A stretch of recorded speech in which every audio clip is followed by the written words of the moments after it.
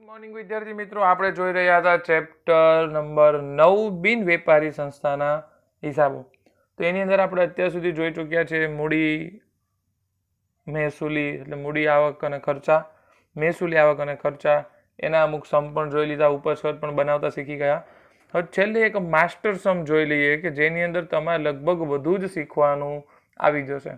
રકમ છે ઉદાહરણ નંબર 8ની કે તારીખ 31/3/2015 રોજ પૂરા થતા વર્ષના અંધજન મંડળના આવક જાવક ખાતા અને એની અન્ય માહિતી પરથી મંડળનું તારીખ 31/3/15 રોજ પૂરા થતા વર્ષનું ઉપજ ખર્ચ ખાતું તથા તે દિવસનું પાકું સરવૈયું તૈયાર કરો.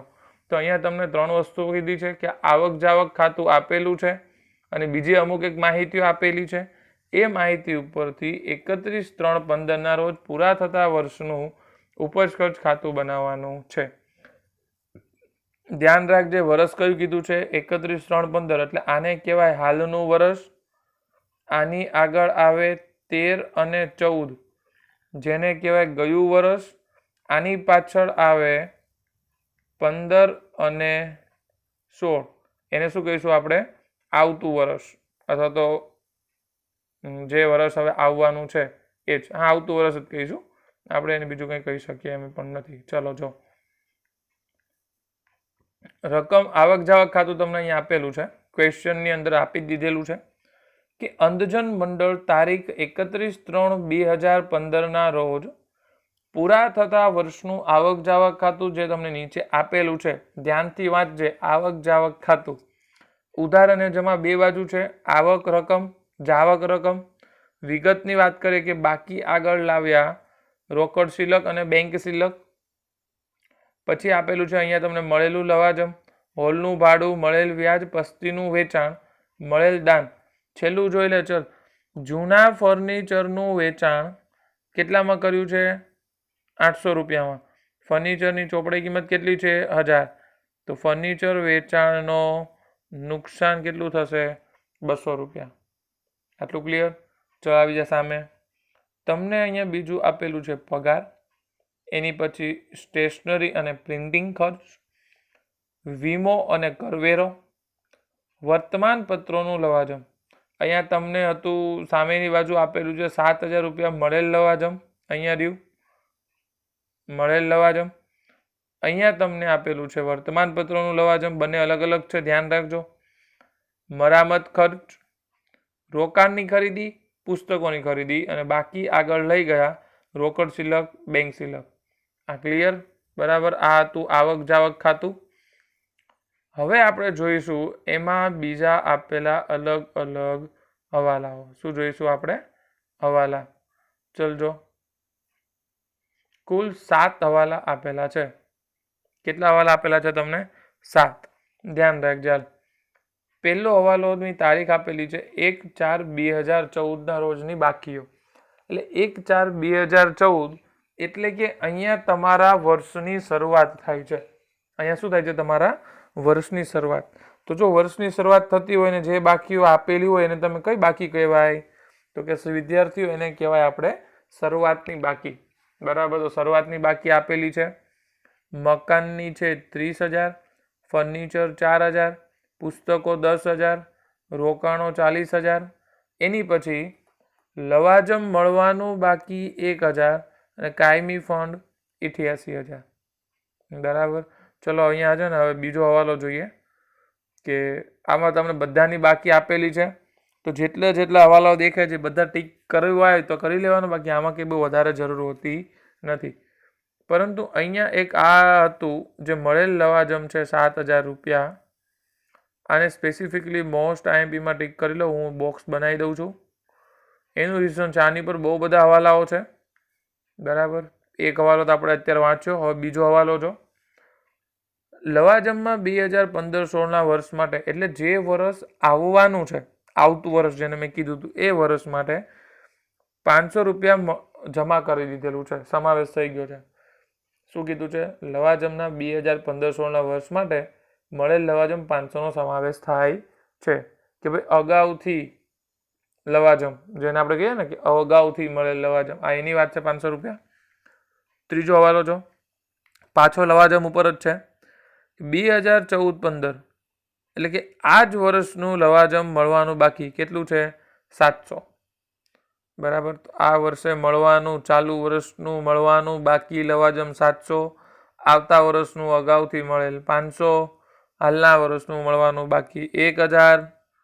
એટલે 1000 રૂપિયા જે આપેલો છે ગયા વર્ષનું છે, ધ્યાન રાખજો, કારણ કે ક્લોઝિંગ હોય અને ઓપનિંગ કરેલી હોય, આખરની બાકી ને શરૂઆતની બાકી કહેવાય. ચલજો આટલા 4 હવાલા સુધી લવાજમનું ને એનું બધું હતું, શરૂની બાકી ને. અને હવે જોઈએ નેટ એન્ડ સિમ્પલ, તમને ફાવે એવા હવાલાઓ, બીજા 3 4.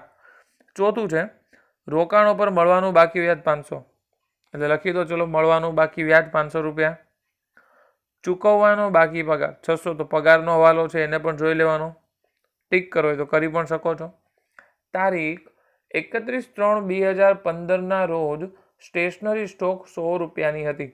હવે તમને આખરની બાકી આપી દીધી છે 100 રૂપિયા, એટલે આખર અહીંયા લખવાનું પાકા સરવૈયામાં. 7મું રાઉન્ડ કરી લે, મકાન, ફર્નિચર તથા પુસ્તકોની આખરની બાકી પર 10% ઘસારાની જોગવાઈ છે. ધ્યાન રાખજે, ઘસારાની જોગવાઈ કઈ બાકી ઉપર છે? તો કે સર આખરની બાકી ઉપર ઘસારાની જોગવાઈ છે. ચલો આ સમ જોઈએ કઈ રીતે સોલ્વ કરીશું. આવો વ્હાઇટ બોર્ડ ઉપર સાથે મળીને દાખલો ગણીશું. ગુડ મોર્નિંગ વિદ્યાર્થી મિત્રો, આપણે જોઈએ છીએ અત્યારે ઉદાહરણ નંબર 8. કયું જોઈએ છે? ઉદાહરણ નંબર 8 કહેવાય. એક મહત્વપૂર્ણ દાખલો છે જેની રકમ આપણે જોઈ ચૂક્યા છીએ. આની અંદર એક લવાજમનો બહુ સારો એવો હવાલો આપેલો છે. એકચ્યુઅલીમાં હવાલાઓ આપેલા છે, કારણ કે એક નથી, બહુ બધા ભેગા છે. બરાબર, સોલ્વ કરીશું. ક્વેશ્ચન તો જોઈ લીધો છે. ચલો સ્ટાર્ટ કરીએ પેલા હવાલાઓથી જ. તો તમને જેટલા હવાલા હતા હવાલા આપણે ટીક કરી ચૂક્યા હતા, વર્બલી મેં કીધા હતા, તમે લગભગ કર્યા હશે. પહેલો હવાલો છે અન્ય માહિતી ઉપર કે 1/4/2014 ના રોજની બાકી. મેં અહીંયા લખ્યું છે આ વર્ષ પતે છે ક્યારે? 31/3/15 ના રોજ. જે વર્ષ 31/3/15 એ પતતું હોય, શરૂ ક્યારે થયું હોય? 1 એપ્રિલ 2014. બરાબર. તો 2014 ના રોજ થયેલું, બધી શરૂઆતની બાકી કહેવાય. અને એ શરૂઆતની બાકી તમને આપેલી છે. એની અંદર પહેલી બાકી કઈ છે? તો ભાઈ મકાન 30,000 નું આપેલું છે. મકાન તમને કેટલાનું આપેલું છે? 30,000 નું. ચલો જો અહીંયા લખી લઈએ કે મકાન 30,000 રૂપિયા.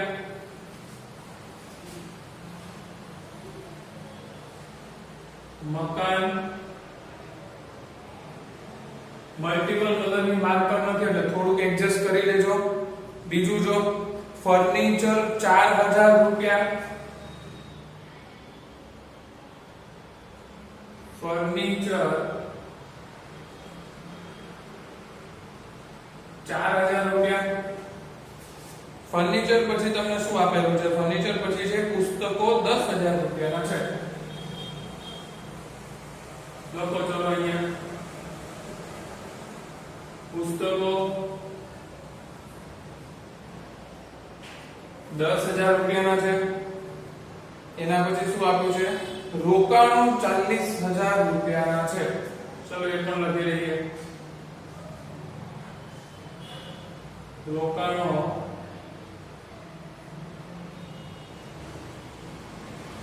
40,000 રૂપિયાના છે.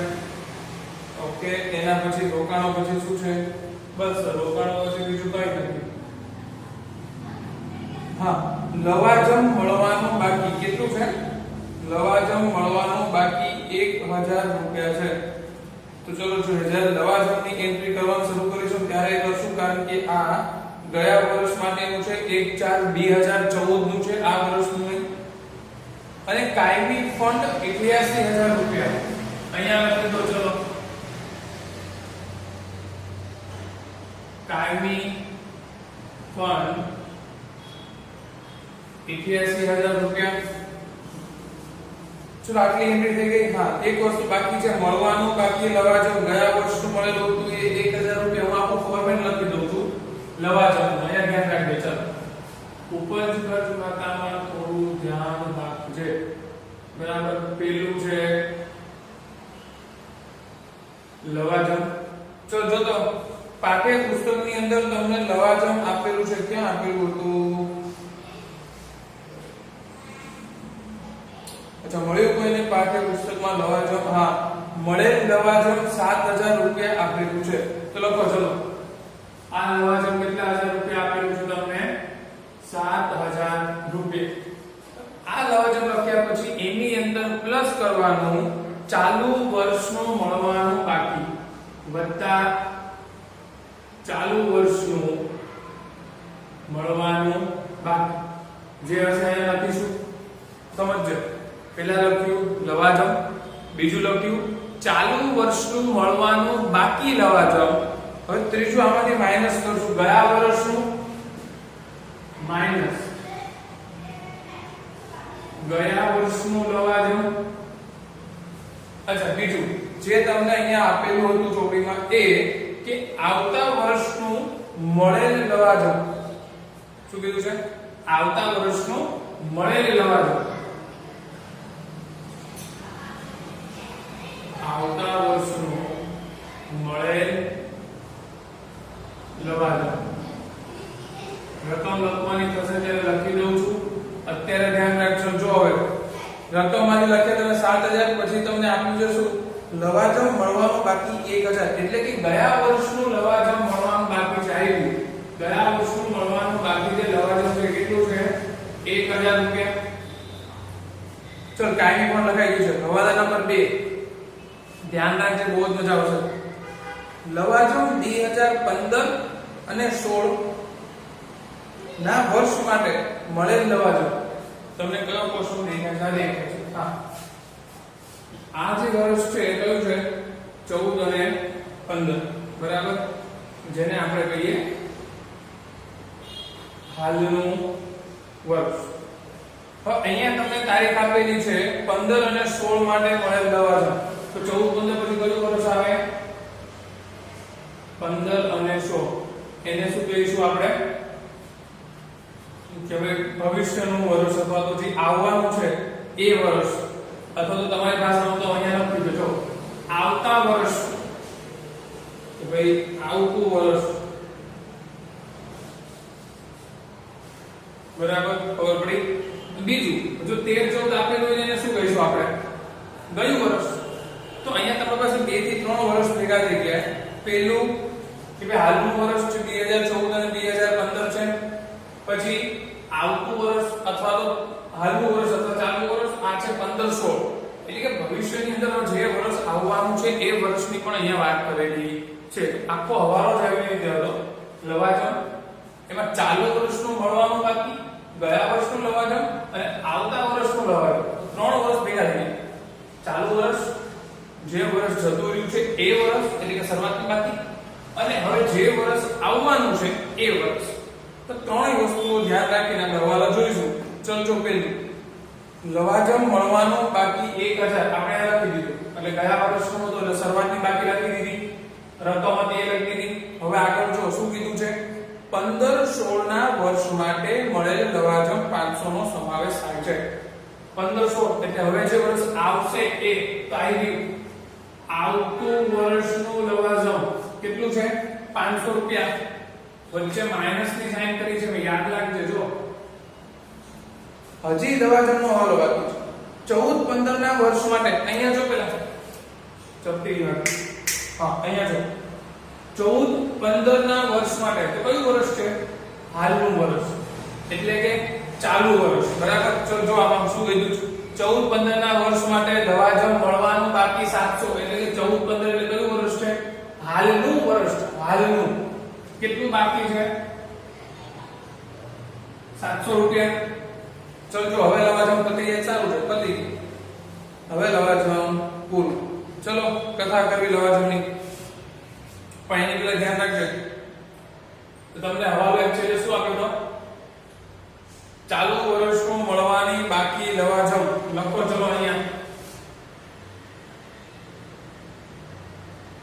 લવાજમ મળવાનું બાકી 700 કારણ કે ચાલુ વર્ષનું છે એટલે ચાલુ વર્ષના પાકા સરવાળામાં લખાય આવતા વર્ષનું હોય તો અહીંયા લખાય નહીં હવે અહીંયા જોઈએ આનો હવાલો પૂરો કરીએ 7000 700 તો કેટલા થયા 7700 હવે 7000 5500 રૂપિયા બાદ કરો તો કેટલા વધશે?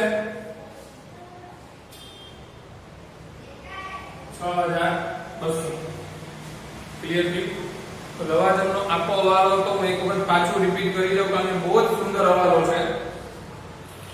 ફોર્મેટ ધ્યાન રાખજો. એક કોઈ શરૂઆતની બાકી એને કહેવાય ગયા વર્ષનું. તમને ચોપડીમાં આપેલું હોય લવાજમ વત્તા ચાલુ વર્ષનું લવાજમ માઈનસ ગયા વર્ષનું લવાજમ માઈનસ આવતા વર્ષનું મળવાનું બાકી લવાજમ. જે જતું રહ્યું છે અને જે આવવાનું છે એ બંને માઈનસ કરવાના. જે છે અને જે ચાલુ વર્ષમાં હજી આવશે એને શું કરવાનું? બંનેને પ્લસ કરવાના. ચલજો લવાજમ બહુ રમ્યું. થોડાક આગળ જઈએ. અહીંયા આપણે બધાની વેલ્યુ લખેલી છે. બધાના હવાલાઓ આવશે. કોઈ ચિંતા ના કરતા. બરાબર. જોઈએ આગળ હવે બીજો હવાલો શું છે? રોકાણો પર મળવાનું બાકી વ્યાજ. સરસ. શું કીધું છે એને? રોકાણો પર મળવાનું બાકી વ્યાજ કેટલું છે? ચોપડીમાં જો તો 500 રૂપિયા છે. તો ઉપર આપણે એક હવાલો ટિક કર્યો તો મળેલ વ્યાજ 1500 રૂપિયા. ખબર છે હવાલો શું હતો? મળેલ વ્યાજ 1500 રૂપિયા. અને એ 1500 રૂપિયાની નીચે બીજું શું હતું કે ભાઈ રોકાણો પર મળવાનું બાકી વ્યાજ 500. લખો ચલો. વત્તા મળવાનું બાકી વ્યાજ કેટલા છે? 500. તો 1500 અને 500 કેટલા થાય?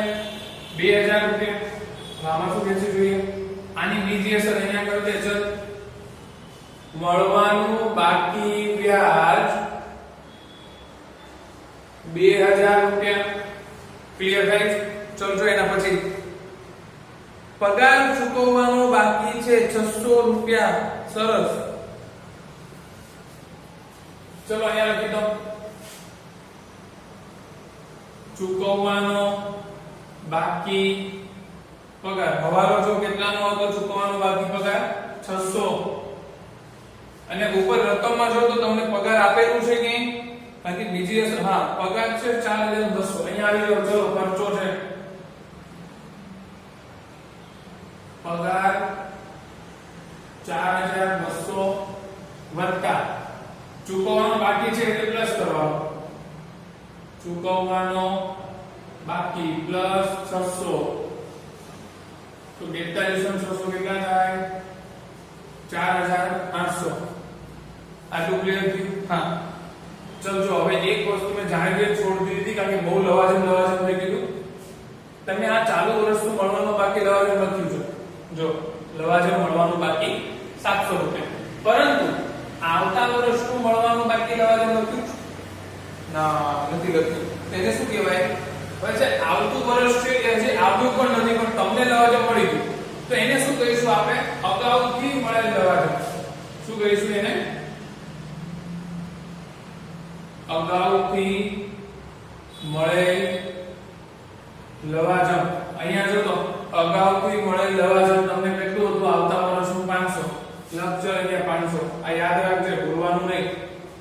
બરાબર કે ભાઈ એક ચાલુ વર્ષનું લવાજમ, બીજું આવતા વર્ષનું કે અગાઉનું લવાજમ. બાકી 1000 રૂપિયા છે એની બીજી એન્ટ્રી કરવાની જરૂર નથી. બાકી કયા વર્ષનું છે જતું રહ્યું. ચલ જો પાંચમો હવાલો બાજુમાં આપેલો છે. પગાર ચૂકવવાનો બાકી 600. જેને આપણે અસર કરી દીધી. ચૂકવવાનો બાકી પગાર, ચૂકવવાનો બાકી પગાર થઈ ગયું. ચલ જો હવાલો નંબર 6. સ્ટેશનરી સ્ટોક 100 રૂપિયાનું હતું. બરાબર છે. અહીંયા આવી જાય ક્વેશ્ચનમાં તમે જો સ્ટેશનરી 700 રૂપિયા આપેલી છે.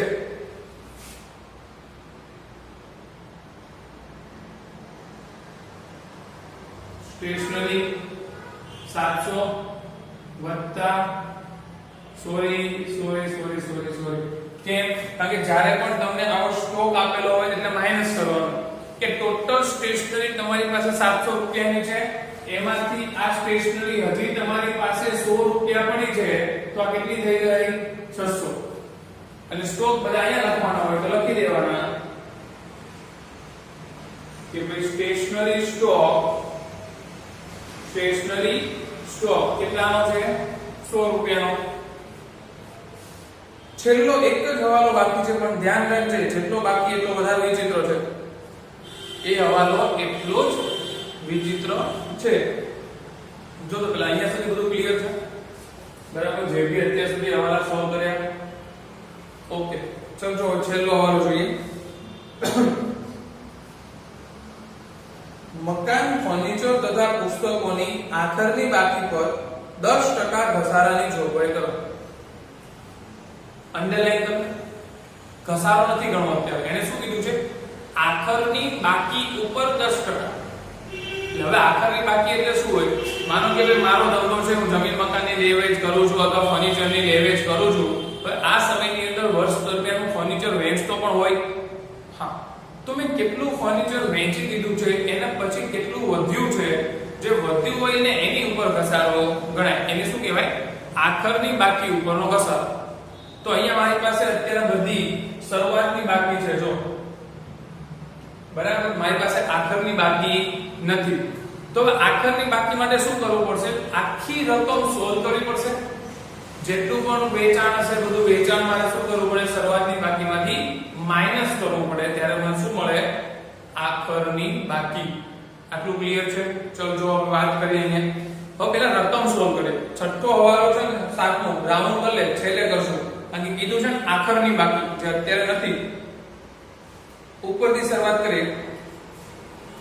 બાકી આગળ લાવ્યા, ધ્યાન રાખજો. એમાં રોકડ શિલક અને બેંક શિલક કેટલાની છે? તો કે ભાઈ 1000 અને 2000 ની છે. તો લખવાની જરૂર નથી. ચલ જો આગળ. મળેલ લવાજમ 7000 લખી દીધું. હોલનું ભાડું 2000 લખ્યું. બાકી છે? બાકી છે. લખો ચલો અહીંયા. ઉપજ ખર્ચમાં આવક થઈ.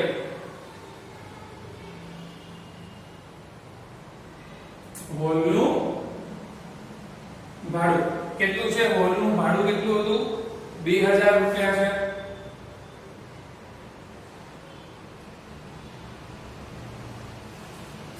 ચલો હોલના ભાડા પછી શું છે? મળે વ્યાજ 1500 રૂપિયા.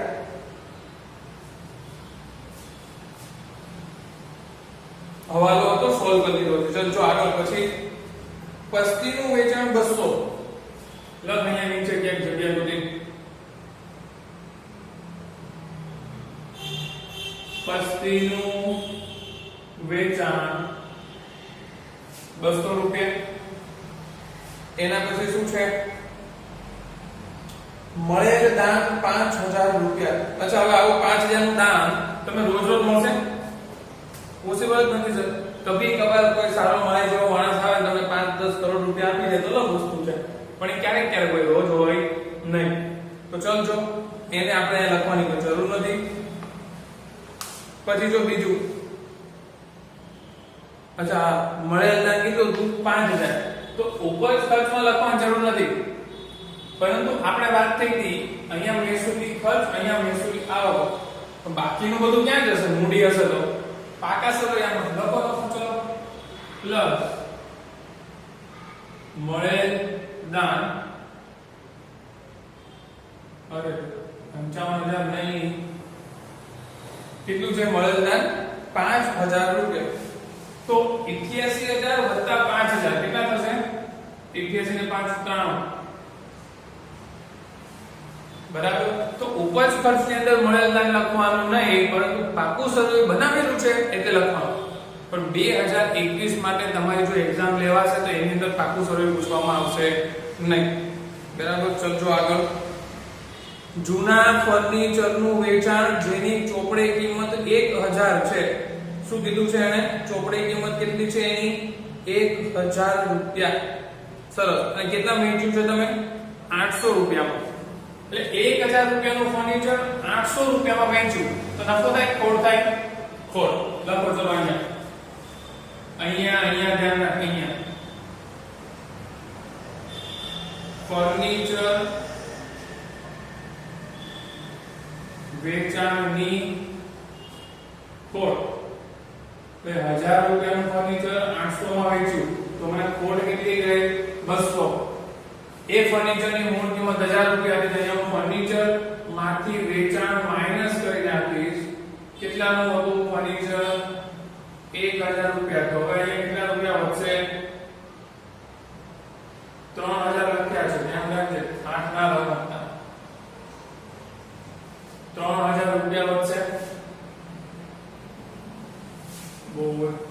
चंदू बोलसा 4 માંથી 1 ગયા તો 3000 ચલ જો બીજું ધ્યાન રાખ પગાર 4500 4200 પગારનો હવાલો અહીંયા સોલ્વ કરી લીધો છે એના પછી સ્ટેશનરી ખર્ચ તો અહીં જો સ્ટેશનરીનો હવાલો પણ અહીંયા સોલ્વ કરી લીધો તો વીમો અને કરવેરા ભરવાનું બાકી છે લખો ચલો 400 રૂપિયા વીમો અને કરવેરા વીમો અને કરવેરા કેટલું છે 400 ચલ એની પછી શું છે વર્તમાન પત્રનું લવાજમ આની પહેલા પણ આવી ચૂક્યું છે આગળના સમમાં આપણે જે ચર્ચા કરી હશે વર્તમાન પત્ર એટલે ન્યૂઝપેપર વર્તમાન પત્રોનું લવાજમ 600 એના પછી રોકાણોની ખરીદી 2800 સરસ આવી ખરીદીઓ લખવી પડશે હવે કારણ કે આખરની બાકી જોઈએ છે આ જો રોકાણો છે વત્તા એની ખરીદી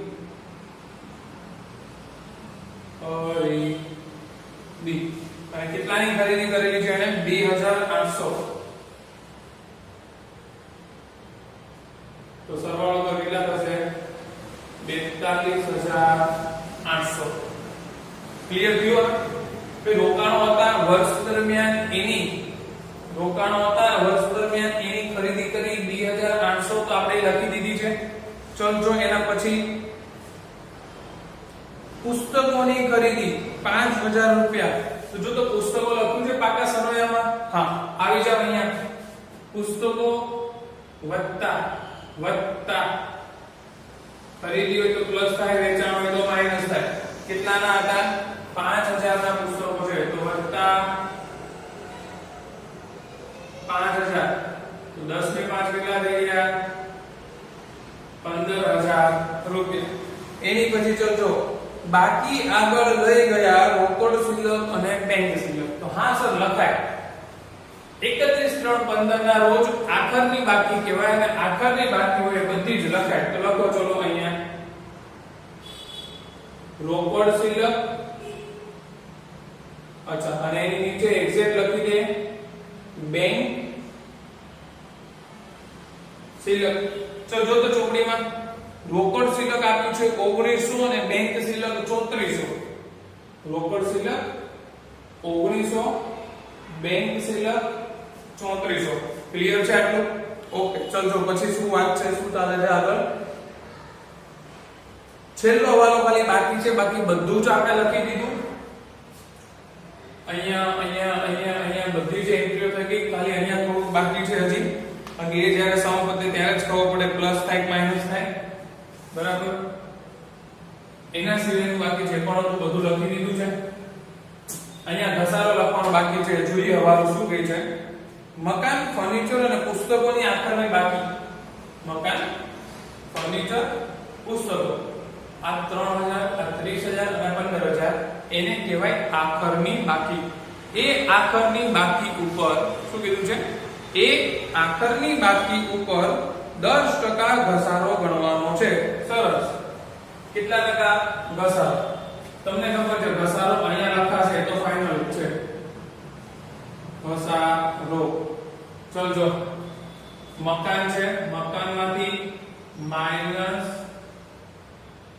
ઘસારો તો ખબર જ છે 10% તો 30000 ના 10% કેટલા થાય સર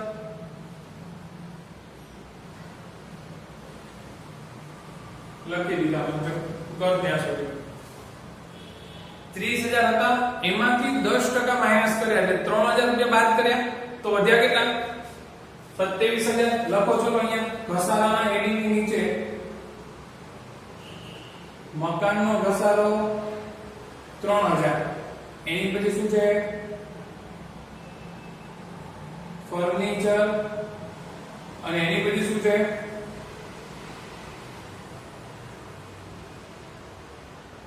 પુસ્તકો બરાબર ચલો જોઈએ પુસ્તકો છે કુલ 3 ફર્નિચર 3000 નું છે એમાંથી માઈનસ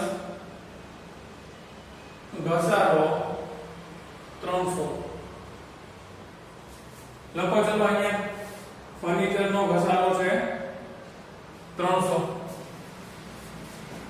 15,000 છે એમાંથી -10% ઘસારો કરો એટલે કેટલા થાય 1500. તો અહીંયા કેટલા વધશે 13,500. ચલો અહીંયા આવી જાઓ. અહીંયા લખો પુસ્તકોનો ઘસારો 1500. તો 3 ને 4 5 6 7 ને 8. તો અહીંયા તમારો કુલ ઘસારો કેટલો થઈ ગયો 4,800. 4,800. આની સાથે સર આપણે બધા જ હવાલાઓ કમ્પ્લીટ કરી ચૂક્યા છીએ. કોઈ હવે હવાલા તો બાકી નથી. રકમની અંદર પણ બધી જ એન્ટ્રી કરી તો કોઈ રકમો પણ બાકી નથી. માત્ર હવે ખાતા બંધ કરવાની જ વાત છે.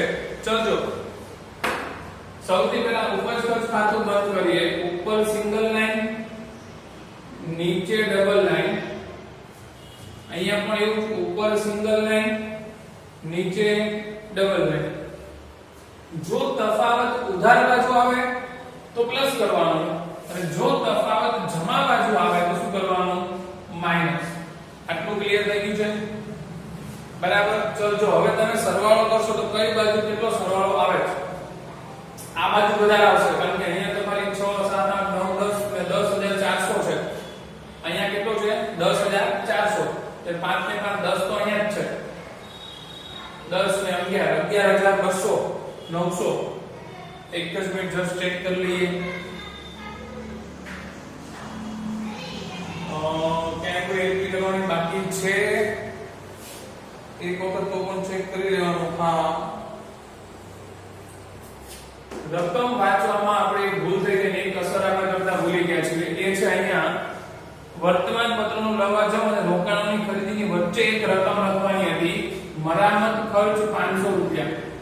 કયો ખર્ચ છે મરામત ખર્ચ 500. હા એટલે 500 વગર ટોટલ આવી શકે નહીં. ચલો જો અહીંયા 10,400 હતા. હવે આની સાથે આનો સરવાળો થઈ ગયો 11,900. અહીંયા આનો પણ સરવાળો થઈ ગયો 11,900. તો અહીંયા પહેલા તફાવત સરવાળો કર્યો તો 6 ને 4 10 ને 400 10,400. તો 11,900 માઈનસ 10,400 કરો એટલે વધશે કેટલા 1,500. હવે આ 1,500 ને શું કહેવાય ખર્ચનો ઉપજ કરતા વધારો. શું કહેવાય આને ખર્ચનો ઉપજ કરતા વધારો. નફા નુકસાનની ભાષામાં કહો ને આને ખોટ કહેવાય. નફા નુકસાનની ભાષામાં આને શું કહીશું આપણે ખોટ. સિમ્પલ. આ રકમ વાંચવાની ભૂલ હતી કારણ કે મારી પાસે પેન્સિલ ન હોય. ધ્યાન રાખજો પેન્સિલ લઈને બેસજો ને તો એકાદી અમાઉન્ટ લખતા ભૂલી જશો. ચલો જો અહીંયા હવે ખર્ચનો ઉપજ કરતા વધારો માઈનસ કરો. માઈનસ ખર્ચનો ઉપજ કરતા વધારો 1,500. કેટલા વધશે 91,500. કેટલા વધે 91,500. હવે એનો સરવાળો ઈઝી છે. જો બંને સાઈડનો જવાબ સરખો આવે એટલી મને ખબર છે. એક બાજુનો હું લખી દઉં છું, બીજી બાજુનો જાતે કરી લેજો. 600 અને 500 કેટલા થાય સર 1100. તો 91,500 વત્તા બીજા 1100 એડ કરો કેટલા થાય 92,600. 92,600. ચલો અહીંયા પણ લખી દે 92,600 બરાબર. આ આખું રકમ છે. અહીંયા સુધી ક્લિયર થઈ ગયું હોય તો પછી આપણે મળી શકીશું નવા સમ સાથે. કોઈ જે લખવાનું થશે ત્યારે મળીશું બરાબર. અહીંયા જે મુખ્ય હવાલા હતા એમાં તો મકાન, ફર્નિચર, પછી છે પુસ્તકો, એના પછી જે હતું એ શું હતું તો કે સર રોકાણો હતા. શું હતા રોકાણો. રોકાણો લખી લીધા પછી લવાજમ, વળવાનો બાકી વ્યાજ, સ્ટેશનરી સ્ટોક અને છેલ્લે આપણે લખી હતી બે આખરનો સ્ટોક અને આખરની બાકી રોકડ શિલક અને બેંક શિલક. અહીંયા વાત કરીએ તો આખો સમ બરાબર હતું પણ અહીંયા 3 વર્ષ હોય. એક પાછલું વર્ષ, એક ચાલુ વર્ષ અને એક આવતું વર્ષ. તો હાલનું વર્ષ છે એને પ્લસ કરો, પાછલું વર્ષ અને આવવાનું જે વર્ષ છે બંનેને માઈનસ કરો. તમને મળી જશે લવાજમનો જવાબ બરાબર. રકમમાં ધ્યાન રાખજો મારીથી જોવામાં ભૂલ થઈ ગઈ હતી. મરામત ખર્ચ લખવાનો રહી ગયો. આવી ભૂલ થવી જોઈએ નેક્સ્ટ લેક્ચરમાં અથવા તો નેક્સ્ટ સ્ટાન્ડર્ડ સાથે. ત્યાં સુધી જય હિન્દ.